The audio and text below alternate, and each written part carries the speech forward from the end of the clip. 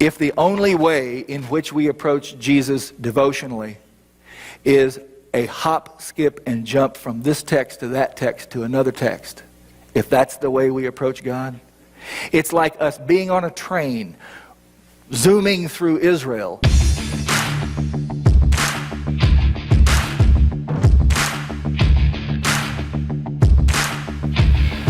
Now here's the way we read Scripture. We say we want to be disciples of Jesus. So what do? Well, look, any devotional approach that we take to Scripture is wonderful.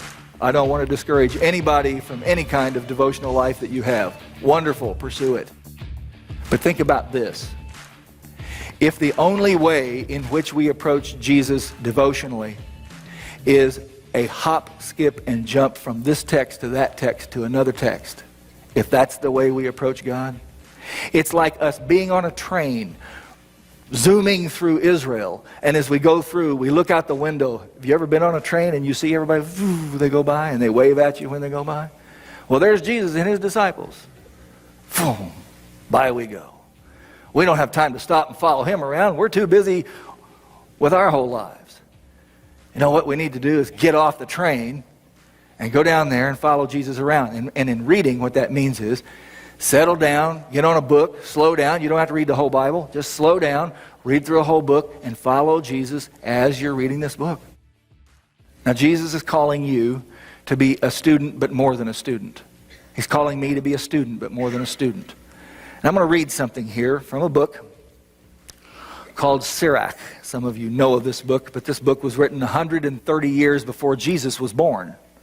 It was a very popular book at the time Jesus lived. It's not one of our books in our Bible, and I'm not suggesting it should be, but it was very widely read, and there are occasions in the New Testament where this book is actually, there are allusions to it. But listen to this, because they're going to describe what a scribe is. On the other hand, he who devotes himself to the study of the law of the Most High will seek out the wisdom of all the ancients and will be concerned with the prophecies. He will preserve the discourse of the notable men and penetrate the subtleties of the parables. He will seek out the hidden meanings of proverbs and be at home with the obscurities of parables. What does this man do? Well, this person here, who is involved in the study of Scripture, is trying to find something. He is searching for something. He is a seeker. Or in our case, all of us, male, female, doesn't matter. This kind of person would be a seeker of God. What are they trying to do? Find information so that they can play the game Trivial Pursuit about biblical studies? No. Who cares about trivial questions? The question is, the person here is studying Scripture to find God. Let me keep reading, because it says, he will set his heart to rise early. He will set his heart to rise early, to seek the Lord who made him, and will make supplication before the Most High. He will open his mouth in prayer and make supplication for his sins. On this text goes describing this man. He is a man of prayer. People who are this kind of person are people of prayer and are people of searching Scripture. Not people who are satisfied to hop, skip, and jump through Scripture. Not as a matter of picking a verse here and picking a verse there, and that's primarily the way we read Scripture, but actually sitting down with the Gospel of Matthew as if we take Matthew out to coffee, and we sit and we listen to Matthew and we talk to him and say, talk to us about Jesus. Tell us why Jesus did what he did. And so Matthew begins telling his story.